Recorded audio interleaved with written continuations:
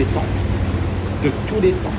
Ça veut dire que c'est un marché où les amateurs vont se faire suicider. Il va y avoir un nombre de gens qui vont se ruiner dans ce marché incroyable. Donc, c'est un marché où il faut être hyper super bon. Il y a bien sûr la volatilité. Qui dit volatilité dit opportunité, mais qui dit volatilité dit risque extrême. Et il y aura des gens qui vont gagner, peut-être par hasard, mais il y a beaucoup de gens qui vont perdre. Donc, soyez super prudents, les amis. Super prudents. Alors ensuite, Tammy, j'ai vu une chaîne de café américaine cotée au Nasdaq a perdu 75% suite à une affaire de corruption. Comment réagir? Ben, écoute, si ça a perdu 75%, déjà, je vais voir l'action lock-in. Je ne connaissais pas. Hein. Je le m'énerve, il y a tellement d'actions. OK. Bon, est-ce que c'est une bonne affaire? Non. Pourquoi? Parce que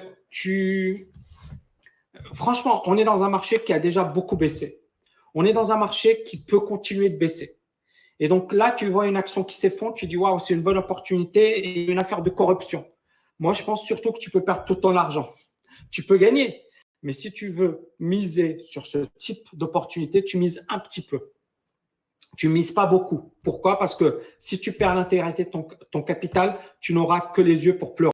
Ensuite, l'or peut-il prendre la place du dollar? Non, mais l'or est intéressant aujourd'hui. Ensuite, alors, Total, il y a quelqu'un qui me pose la question sur Total.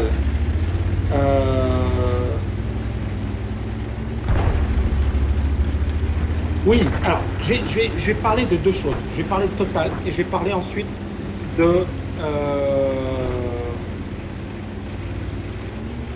Total et ensuite je vais vous montrer également voilà. Alors Total, on a une magnifique reprise. Pourquoi? Parce que bon, aujourd'hui il y a eu le pétrole qui a fortement augmenté. Moi je vais mettre voilà, le graphe sur un graphique mensuel. Moi je vous en avais parlé la dernière fois, c'est pas une action que j'adore. Pourquoi? Parce qu'on est dans un énorme range. Donc c'est du trading, c'est-à-dire que tu joues un truc qui fait du surplace depuis 99. Tu vois ce que je veux dire? Pour moi, c'est pas un investissement. C'est pas un investissement, c'est du trading, ça. Tu vois, un investissement, c'est acheter un truc qui démarre, d'accord? Et tu joues un gros marché haussier. Sur Total, tu peux jouer un truc qui fait du surplace. Et comme le pétrole, bah, c'est pas ce qu'il y a de mieux aujourd'hui. Et comme beaucoup d'entreprises pétrolières sont en grave difficulté, moi je me dis, Total a rebondi parce que justement on a la conjoncture, on a le pétrole qui a rebondi, etc. Mais est-ce que c'est solide? Moi, pour moi, c'est pas assez solide. Donc tu peux faire du trading dessus, mais voilà, c'est pas un investissement à long terme. Attention, il faut faire la distinction entre les deux. Ensuite, je vais revenir sur le blé.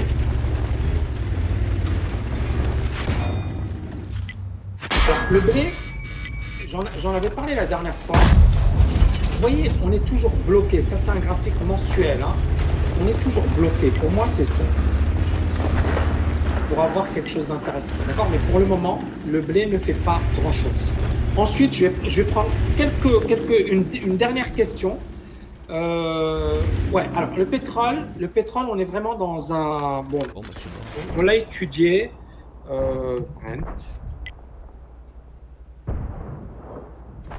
Ok. Le pétrole, je vais le mettre sur du très très long terme, les amis. Ok. Bon, on est dans une tendance plutôt vendeuse pour le moment. On a un rebond, c'est tout à fait logique. D'accord. Maintenant, encore une fois, comme je vous l'avais dit, d'ailleurs, voilà, là, je vous avais dit, faites gaffe, c'est incroyable. Hein, si vous avez vu la vidéo, c'était un truc de dingue. Maintenant, encore une fois, tant que l'économie ne repart pas, d'accord, pour moi, c'est pas sur le pétrole que je vais tout miser, d'accord. L'or me paraît plus intéressant. D'ailleurs, l'or, ce qui est intéressant, c'est que on a même une pénurie sur l'or classique, etc. Et l'or papier, pour le moment, il ne se comporte pas super bien. Pourquoi? Parce que justement, il y a des flux de capitaux. C'est-à-dire qu'effectivement, les personnes qui ont perdu sur les actions vont vendre de l'or pour pouvoir se refaire, etc. Donc, on a des flux financiers qui expliquent que l'or, finalement, ne se comporte pas super bien. Mais c'est un actif qui est excellent quand on XAU. Quand on a un portefeuille boursier, c'est un actif qui est excellent et c'est un actif qui vous permet effectivement de vous couvrir. Donc, à une vision long terme, ça peut être quelque chose d'intéressant à voir. OK? Les amis, je pense, je vais voir une autre question. J'ai envie d'acheter le livre Agir. Est-ce le bon moment? C'est toujours le bon moment pour. Non, non, mais bon, je rigole, mais Agir, c'est un bouquin qui est vraiment excellent et c'est un bouquin qui finalement, voilà, revient sur mon parcours. Il revient sur les principales dimensions de la liberté financière et je pense que c'est un bouquin qu'il faut absolument lire si tu veux véritablement t'éduquer à la liberté financière. Encore une fois, moi, c'est le bouquin que j'aurais aimé lire. Donc, quand tu démarres dans la liberté financière, il faut le faire. Alors, c'est vrai qu'aujourd'hui, on est dans une situation de crise. C'est une situation inédite, mais c'était un bouquin que j'avais écrit et j'avais prévenu. J'avais dit les prochaines décennies seront dures. Et je disais, la liberté financière n'est plus un luxe, c'est une obligation. Et pourquoi? Vous l'avez compris aujourd'hui. C'est-à-dire que quand tu te retrouves au chômage, quand tu te retrouves dans une conjoncture difficile, quand tu te retrouves dans un monde de plus en plus incertain, la liberté financière ne va pas tout régler, mais ça peut te permettre de voir venir. C'est-à-dire si tu as de l'argent, si tu as effectivement un peu de cash, si tu as travaillé sur ta liberté financière, tu ne vas pas être stressé comme la personne qui va faire son job et qui va être effectivement dans une situation de stress. D'accord? Moi, j'ai vécu des crises financières et j'ai vécu le stress. Parce que quand tu as une crise financière, il y a beaucoup de gens qui se font virer, qui se font licencier.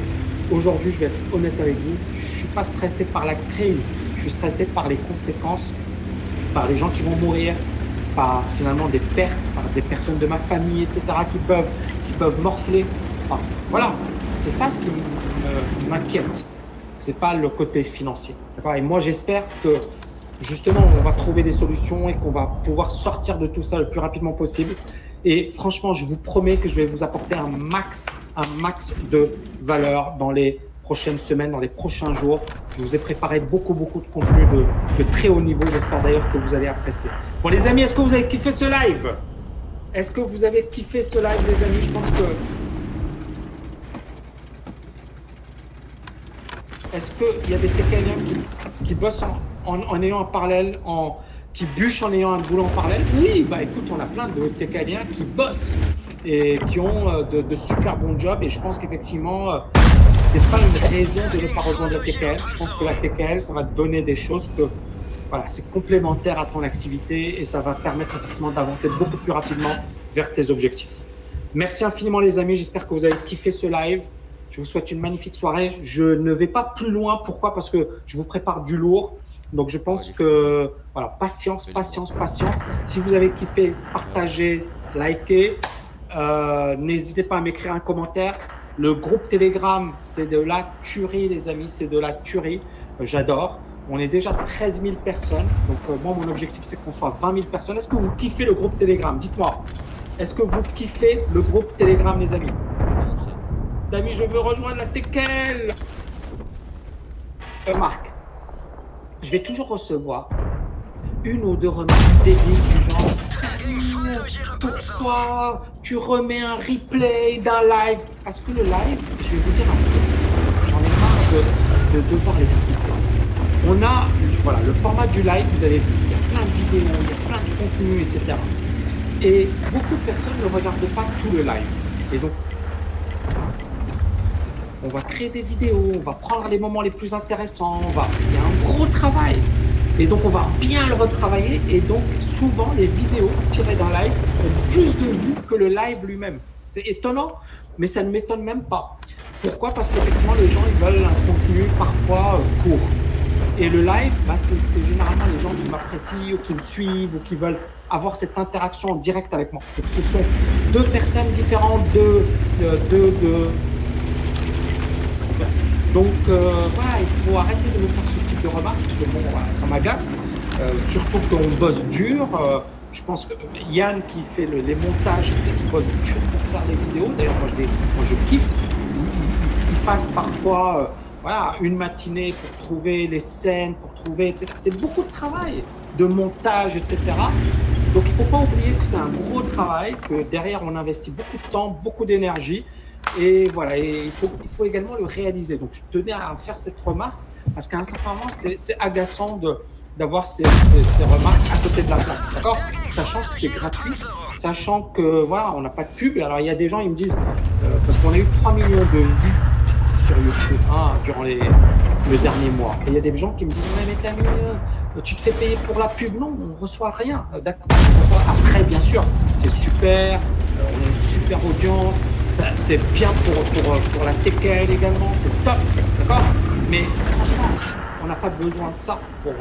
Voilà, on n'a pas besoin de ça. Et vous avez vu ce que je fais. Je bosse quasiment tous les jours aujourd'hui quand je dis tous les jours, même avant, mais tous les jours pour apporter du contenu. La formation d'économie sur laquelle je suis en train de bosser, j'ai bossé comme un dingue pour vous apporter un contenu de dingue.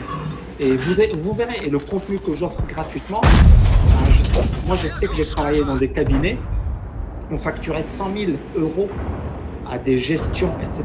Il n'y avait pas tout ça. Ils ne recevaient pas ce type de conseil. Et pourtant, ils payaient super cher. Et là, c'est gratuit. Donc, n'oubliez pas, les amis, qu'on apporte un maximum de valeur. Donc, arrêtez avec parfois certaines remarques qui ne méritent pas d'être faites. OK? Est-ce que c'est bon, les amis, ou pas? Ouais, très bien. Bonne question. Est-ce que tu me conseilles TKL Invest ou TKL LFA? Je vais répondre parce qu'il y a plein de personnes qui me posent cette question. OK. Si tu es intéressé uniquement par l'investissement, c'est-à-dire investir à long terme sur la bourse, l'immobilier, les cryptos, TKL Invest, c'est parfait. TKL LFA, ça va plus loin au sens où il y a plus que dans Invest. Invest, il y a une partie développement personnel, mais dans LFA, il y a une grosse partie développement personnel. Il y a également une partie sur le business. Et il y a également des parties, alors selon l'option, sur la partie trading. D'accord, voilà. Donc grosso modo, c'est ça. C'est que LFA, c'est Invest plus la partie business, donc comment créer un business de A à Z, plus la partie développement personnel. Ce sont deux grosses parties. C'est ça la grosse différence. Donc si tu n'es pas sûr, bah, il vaut mieux faire Invest. Si tu te dis, ah bah j'ai envie de développer un business, ou le développement personnel, j'aime Camille et j'ai envie effectivement voilà, de dupliquer un peu sa productivité, sa manière de voir les choses, etc. Ben, LFA, c'est vraiment un programme exceptionnel. Les amis, j'espère que vous avez kiffé. Je vous souhaite une magnifique soirée et je vous dis à bientôt. Ciao, ciao, ciao.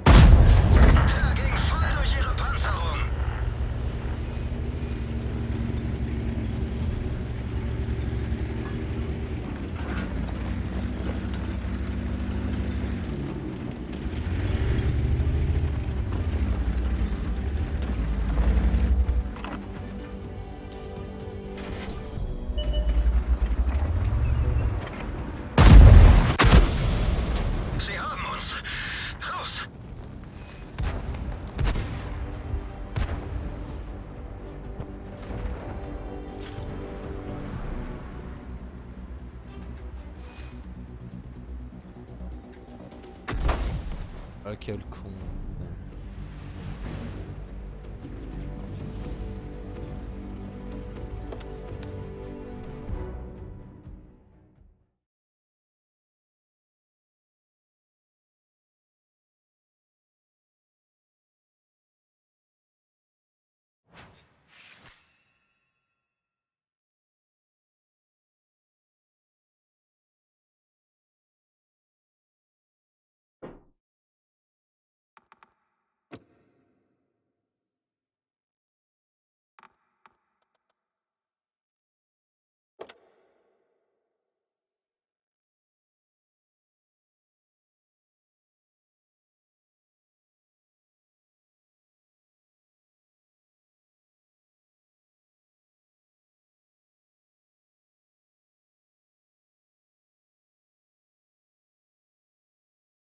Test 1, 2 à 2.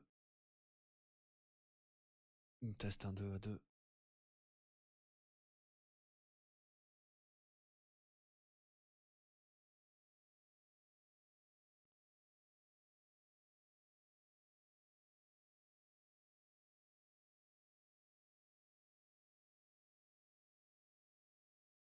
That's why Friedman used that analogy to show the absurdity. And now people don't even understand the absurdity of it.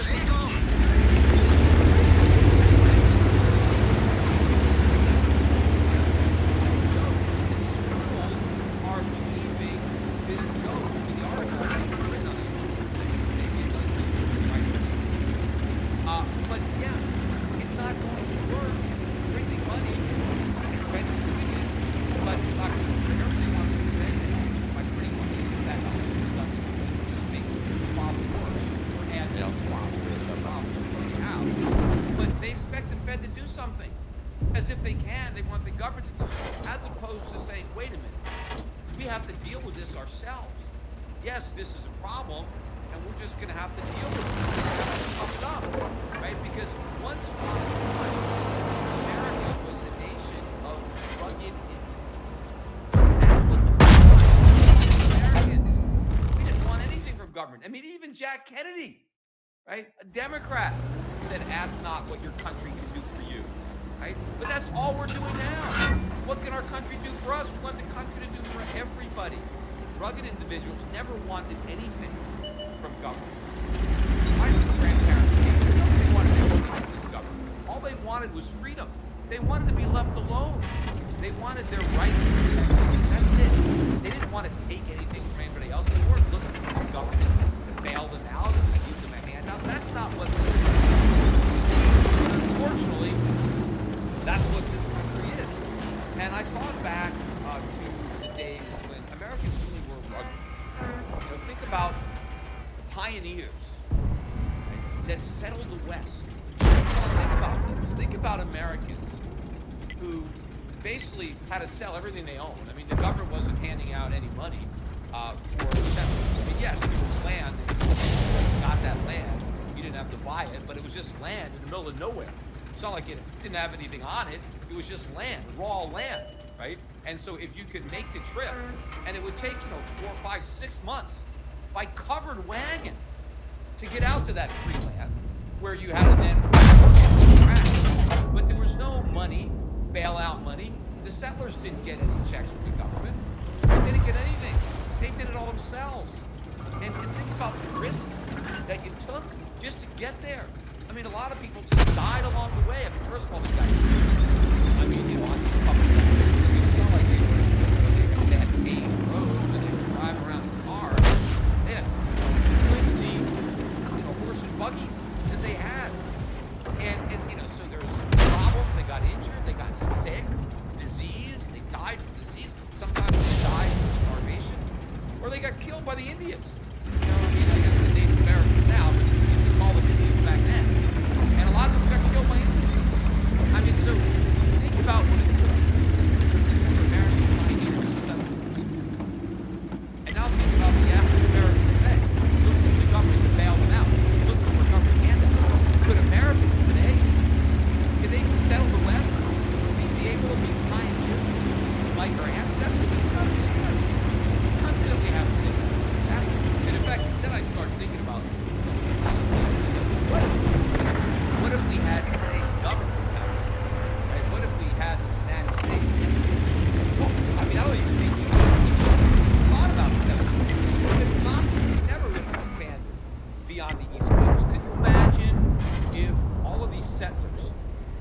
they could get into their wagon, they had to do some kind of government permit. They had to do an environmental impact study. I mean, what if the buggies had to be compliant with some kind of safety code? They had to equip them with all kinds of safety bells, different equipment and horses. What if they had to have special licenses to operate these buggies and the horses? What if they had to pay taxes? What if they had to file taxes all the way, right? On everything they were doing, and then report back to the IRS? And what if they had to withhold? What if they had some helpers and they had to withhold taxes and they could get sued for discrimination? I mean, if all of today's rules applied back then, I mean, you couldn't have gone anywhere. Nothing. I mean, it was Der Motor hat keine Leistung mehr. stagecoach would look like with all these government safety requirements that was imposed on them. And the way they'd have to go, we'd probably make some kind of deal with Native Americans to get out west. Probably based on the way they would carve the thing out. So, do it. Even if Americans, I mean, back then, even with the character that we had at the time, if we had today's government, we could go. So we are a shadow of our former self. We are not wurde getroffen. Sie kann jeden Moment reißen. experience. Kommandant verwundet. Being an American, in fact, a lot of people found one of the best podcasts I've recorded. One called "What It Means to Be American." I mentioned this podcast again, and I know when I mentioned it last time, I checked on the and I saw that more people had gone and looked at it and mentioned that they took their own because I mentioned it. So I'll mention it again. Still haven't read it, but the title of it is "What It Means to Be American." I think I probably Yeah. maybe on a 4th of July or something like that. But a lot of people don't understand, what America meant and what America was, because all they know is what America is. But you've got to really learn a lot about American history to really appreciate our heritage. But unfortunately, if you learn a lot about history, you'll understand what's going to happen in our future. I also put up a quote on YouTube today. And it's a very poignant quote, and it's from H.L. Mencken. And if you don't know who he is, look him up on the internet. But he famously paraphrased Thomas Jefferson, and you all know who Thomas Jefferson is. And what he said is that the people get the government that they deserve, and they deserve to get it good and hard. And I really sympathize with that sentiment, right? But I think in this case, I think the American public is going to get it so good and so hard that nobody deserves this, right? As complicit as we all were in allowing this to happen, this collapse is going to be so catastrophic. The losses are going to be so great that nobody deserves this. It's going to happen. And, it's not any one person's fault. It's just what is going to happen. It is the consequences of decades and decades of extravagance.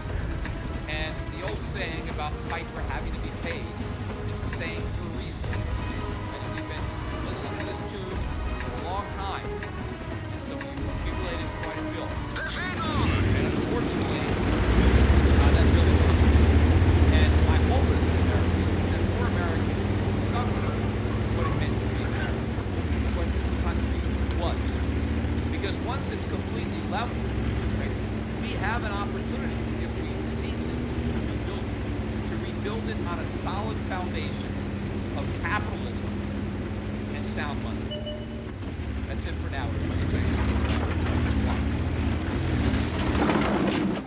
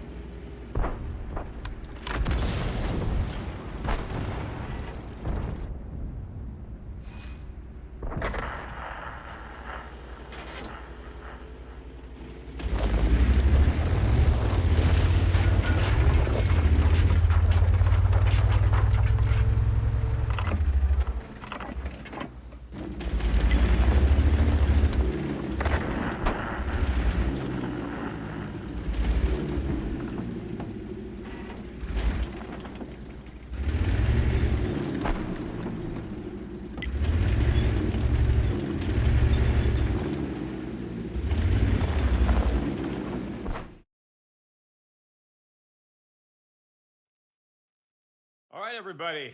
I am live again. The market's just closed, about a half hour ago. It's been a busy day today. A lot's been happening, so there is a lot to talk about. I mean, the market's had a very strong day today, although I guess strong is a relative word now. I mean, the Dow was up 469 points, on 2.25%. I mean, during normal times, that would be considered a big up day, but I mean, it's just another Thursday, given what's been going on. But you know what really led the market higher was the big move up in oil prices. Oil was up almost $5 a barrel today. It's about a 25% move, which I think is the single biggest percentage gain that we've ever had in the oil market in one day. And so the oil stocks led the way higher. We've been seeing some strength in the oil stocks even before the big move, particularly the better capitalized names that really stand to benefit from all the bankruptcies that are going to fall so much of the American oil industry. But that was really a big catalyst. I think it started earlier this morning. I was reading a story about the Chinese now saying that they're going to be buying oil, right? They're going to be filling up their reserves with oil, which seems like a smart move for the Chinese to make. After all, they got to get rid of their treasuries. I think the whole world is exiting the treasury market. That's why the Federal Reserve is buying so many of them. But I think one of the things that the Chinese should be buying, other than gold, is oil. I mean, they're going to need oil anyway, and oil has real value as opposed to U.S. treasuries, which basically have none. So while oil is so cheap and treasuries are so expensive, I mean, that's a great trade to sell out your treasuries and buy oil. So I think I heard that early, and I think that was part of the reason that oil was up maybe $1.50. And then there was some rumors that came out, I think Donald Trump might have started it, that there was a negotiation going on between OPEC, between Russia. They were coming together to reduce production. And so this really sent oil prices up, and oil stocks followed, and that led the whole market. We ended up closing, near the highs of the day. We had a sell-off. We opened higher and sell off, but we managed to recover some strength late in the day. In fact, the smaller indexes, Russell 2000, only up about half as much as the Dow, not benefiting with the oil stocks. And that index was actually negative, turned negative, getting close to the close, but then managed to rebound back into positive territory. But look, I can see why a rebound in the price of oil is good for oil stocks, at least some oil stocks. But, there's a lot of oil companies that $20 a barrel, $25 a barrel, I mean, it's not going to make a difference. They're still losing a ton of money. Whiting Petroleum, which is one of the biggest players in the Bakken that had a lot of debt, they just filed for bankruptcy. And there's a lot more bankruptcies to come. And it doesn't really matter, $25 oil, $20 oil. I mean, even if we go to $40, $50 oil, you still have a lot of companies that just can't make money at that oil price. Now, they were kept afloat the way a lot of other companies were kept afloat by all the cheap money. And, while the money is still cheap, if the federal government wants to borrow it, like treasury yields are but corporate yields are exploding, right? The spreads are widening. That's a big problem. And so a lot of these highly leveraged oil companies, just like a lot of highly leveraged other companies, and I think I'm going to talk a little bit more about that later in this podcast, but they can't afford it anymore. So the business models are collapsing. This is not going to help, right? So all those bankruptcies, all the layoffs in the oil sector are not going to stop because oil prices go up $45 a barrel significantly higher. But it is a negative for the rest of the economy. I mean, the rest of the economy benefits from higher oil prices. I mean, yes, the lenders, the banks, right, they're suffering because they loan money to oil companies. But again, they're still going to suffer, even with this rally.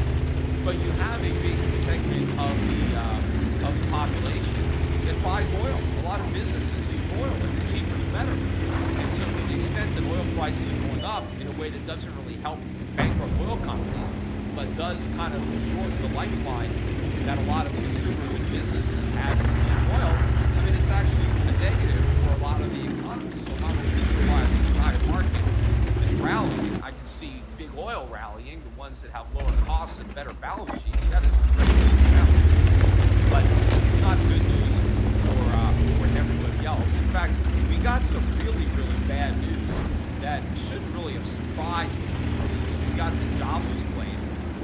came out before the market opened. And, it seemed like the jobless claims were actually a catalyst for a rally in the dollar. I mean, initially, the stock market, which was up, right, the futures were trading higher pre-open. I mean, it was a big rally.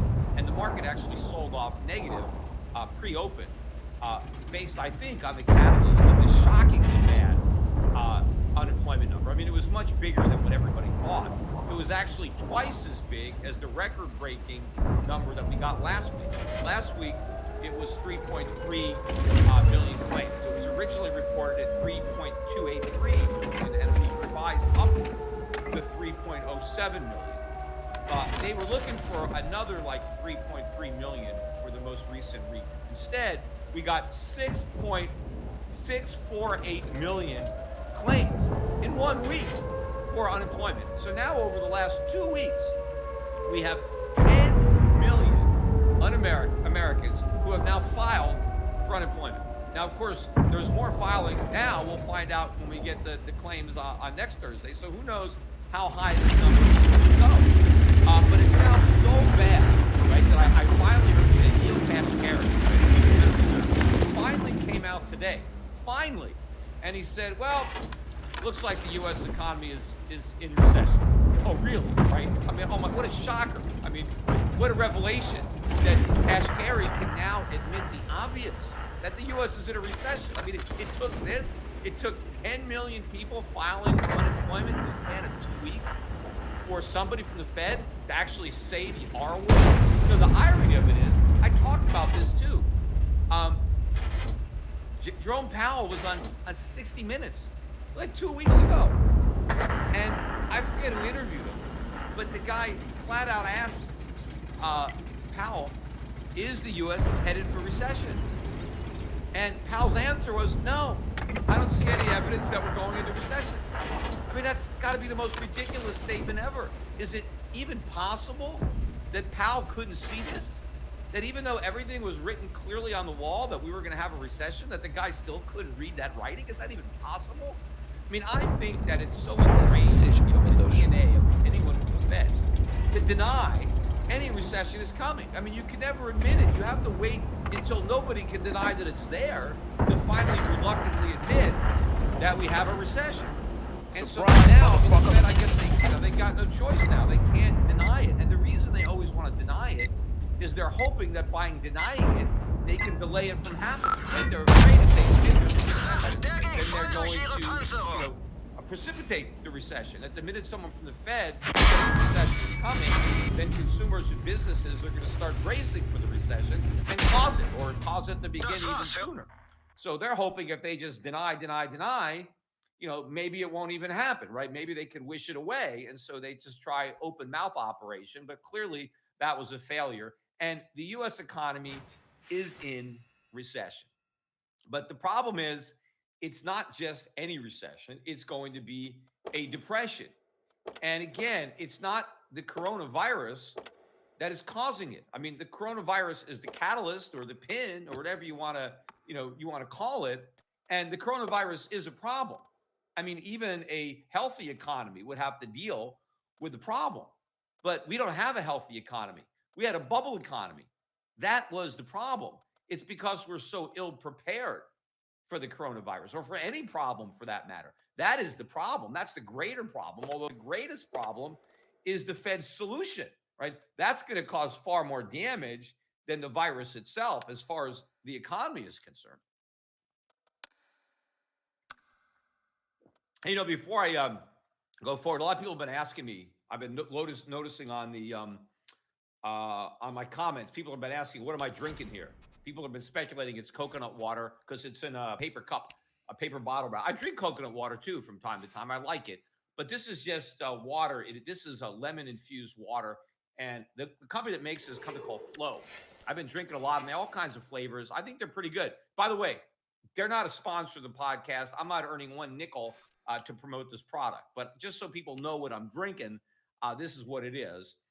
So if you want to try them out, I mean, I order them. They just deliver them. I think, they just come to the house in boxes. And so I have a whole bunch of them. So I drink this while I'm doing the podcast. So now if you were wondering, you know the answer.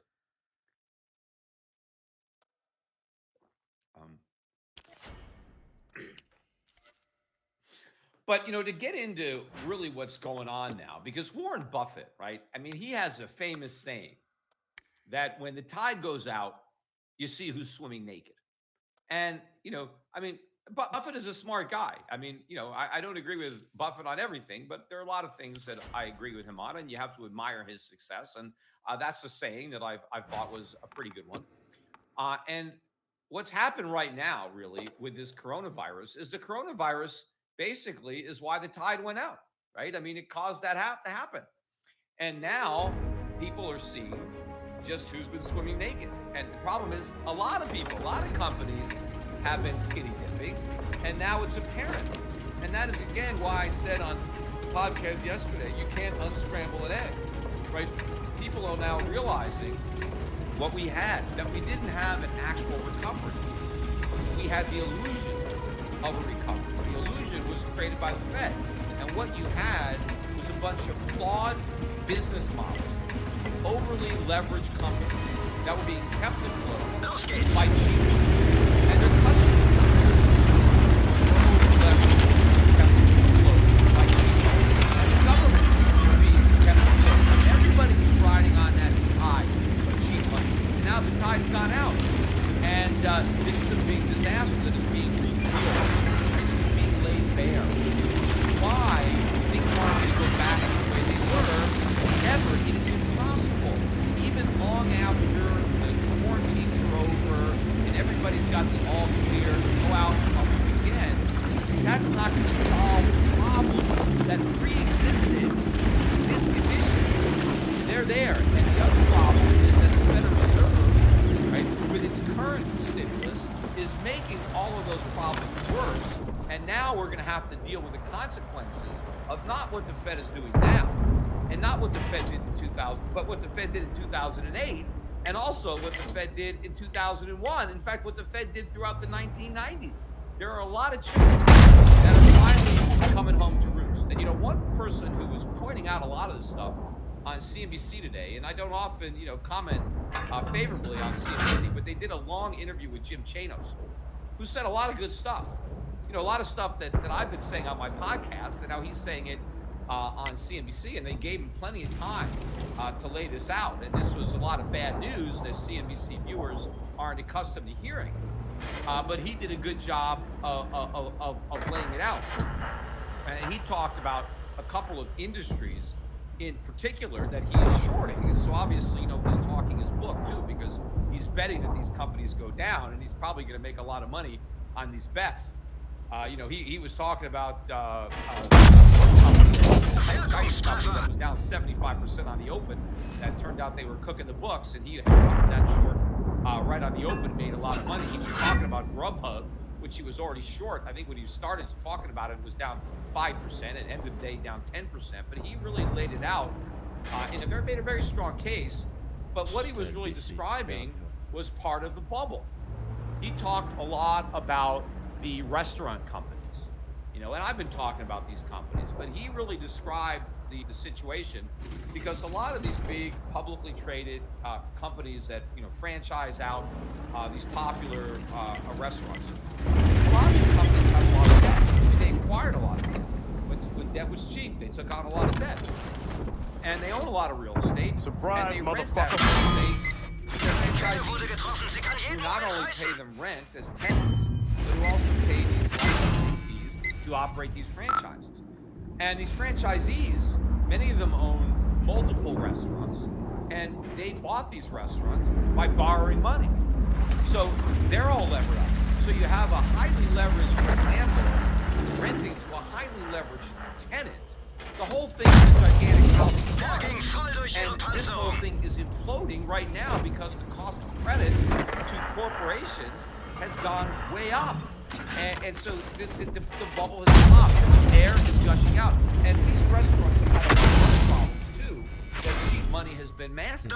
One of them I've been talking about has been the successive ratcheting up of the minimum wage. These companies are big payers of minimum wage, and now the minimum wage has just gone up even more with the mandate that these companies provide paid leave, which is another way of increasing labor costs. So a lot of these companies are going to implode. they are going to fail and go bankrupt. It doesn't matter that people, are going to go back to the restaurants. A lot of these restaurants aren't going to exist to go back to because the owners of these franchises are going to go broke. And if you remember, a lot of the jobs that have been created during this so-called recovery have been in the food service industry. Those jobs are going to go away, and they're not coming back.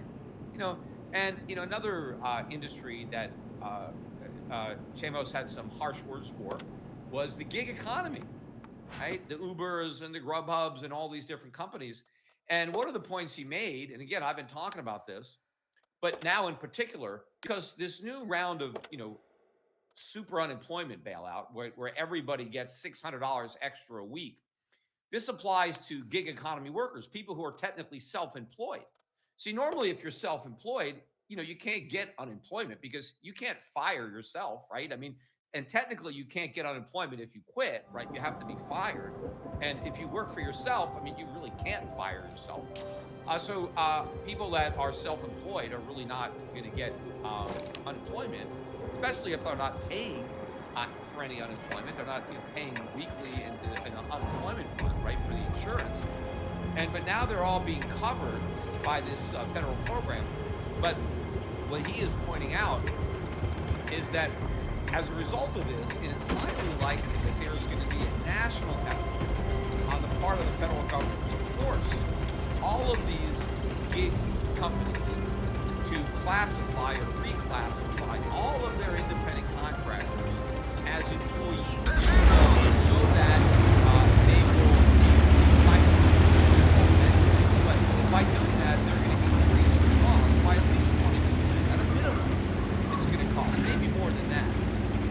And then, of course, not only do they have to deal with all those mandates and taxes and requirements, now you got overtime.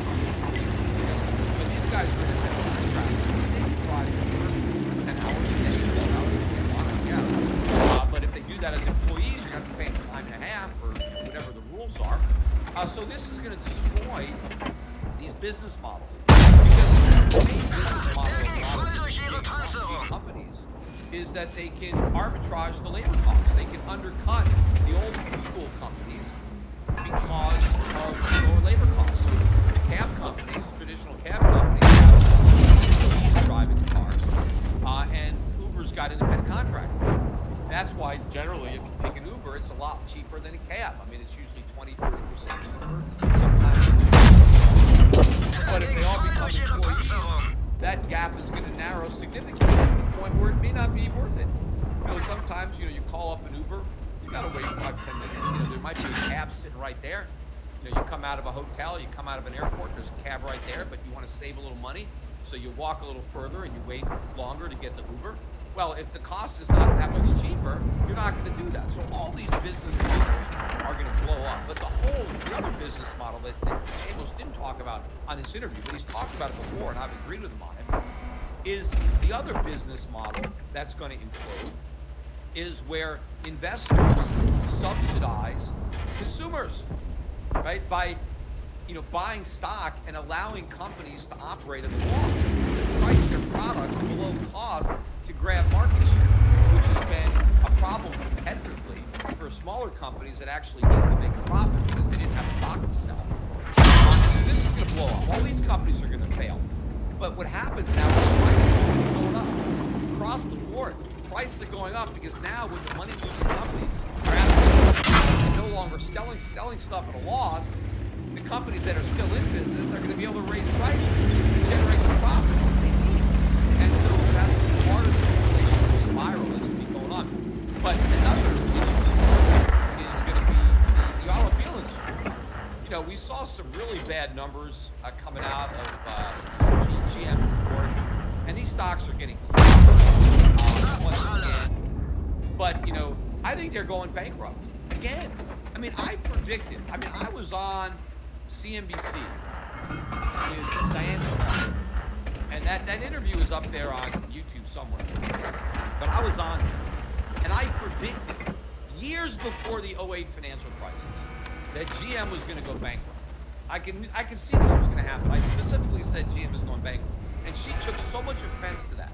She was like, oh my God, have you ever been there? Have you been to the auto plants? There's no way. I mean, she was like singing the praises of GM. Meanwhile, a few years later, they went bankrupt, exactly the way I said they would, which is why she's still on CNBC, because she got it completely wrong, and I got it right, although they have changed it, so it's not like they only have people that get it wrong, just in general. But in any event, so I predicted that GM would go bankrupt. Years before the financial crisis happened, I mean, that was the pin. I could tell. But the problem is the government made the mistake of bailing them out, which they did. And the reason they did it is because they bailed out Chrysler. Chrysler got bailed out a second time.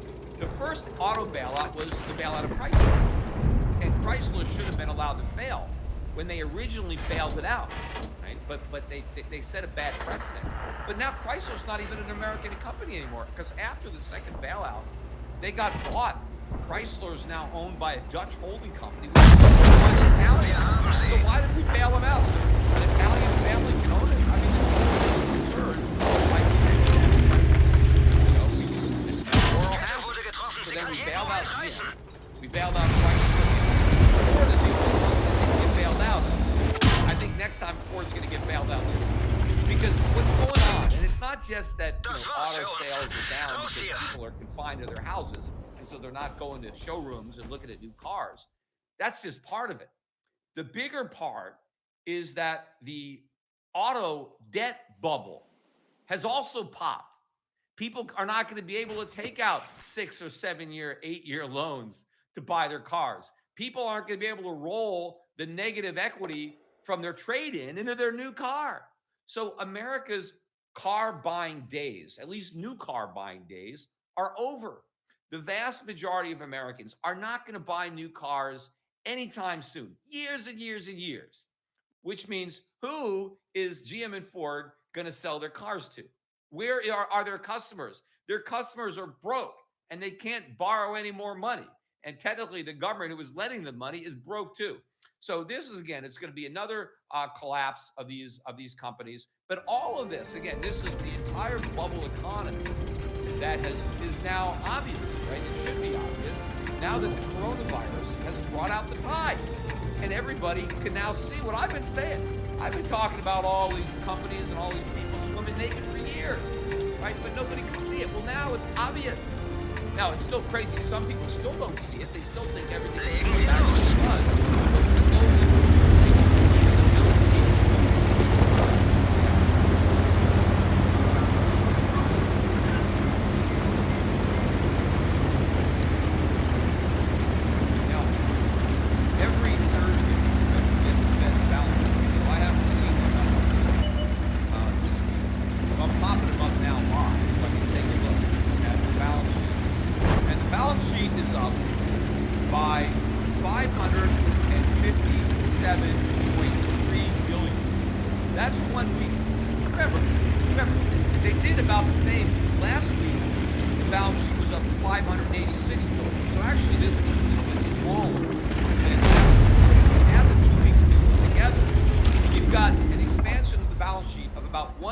motherfucker. In 2 weeks. Now remember, the entire Fed balance sheet grew by a little over $3 trillion, which is about 900 billion or something like that before the 08 financial crisis. And then the highest it got when QE3 was over, before they started tapering, it got to 4.5 trillion from 100 trillion. It just grew to 5.8 trillion. We're now 1.3 trillion bigger than the peak before quantitative tightening, and it's 2 weeks. Of course, there was a little bit that they were doing before, right? They were doing the repos, and so the balance sheet had already started to grow. So, some of that happened before this 2 weeks. It's 2 weeks, but that was most of it. But I mean, this is insane, the rapidity with which this balance sheet is blowing up. Let me take a look at what happened to the money supply, because we also get the money supply numbers when we get the balance sheet numbers. And the money supply was up. Oh, get this. This is a shock. So last week, the money supply was up by $170 billion, which was a big deal. This week, or the most recent week, ended March 23rd, right? That was my birthday.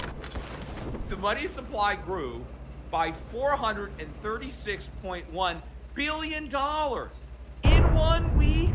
That is massive inflation. You know, I've talked on this podcast before about how the money supply numbers used to be really important.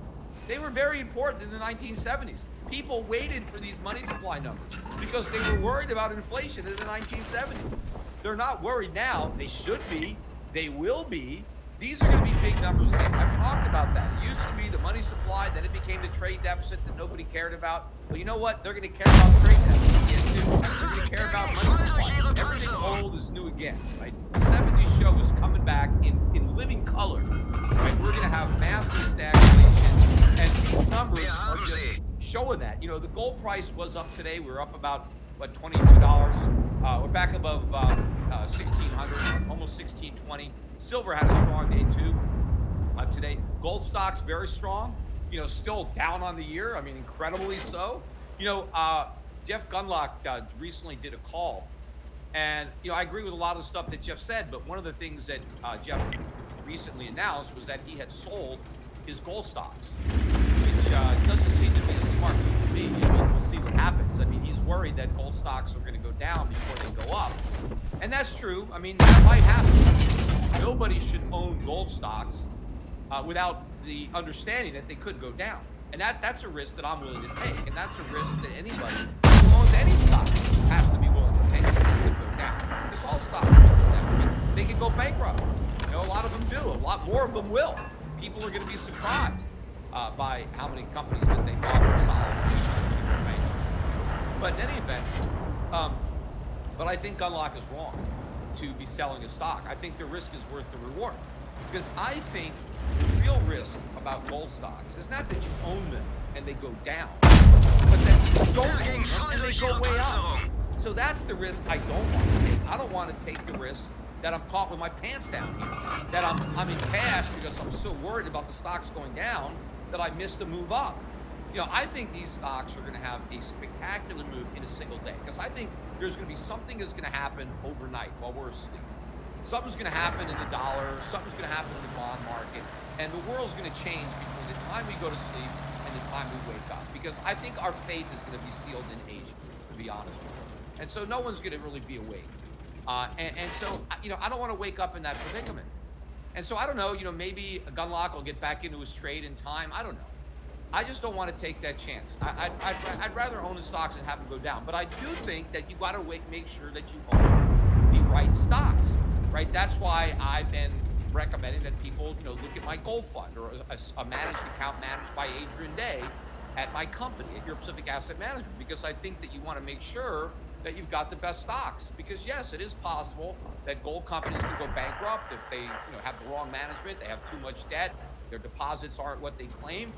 So you've got to make sure that you have somebody who's watching your portfolio who knows what he's doing or she's doing, has experience in the industry. I think Adrian has got the best experience out there and the best track record. That's why I hired him. So yeah, I mean, the Europe Pacific Gold Fund, I think we should be buying it. I mean, anybody who took Gundlach's advice and sold their gold stocks should take my advice and buy them back before it's too late, and maybe take a look at my my gold fund.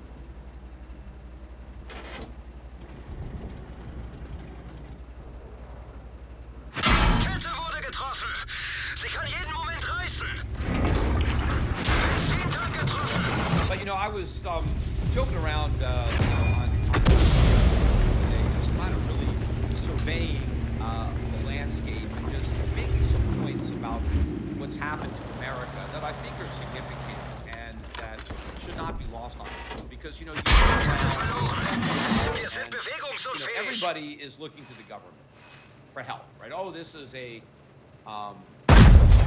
terrible crisis, and people are losing their jobs, and businesses are losing money, and so the government has to do something, right? The Federal Reserve has to do something.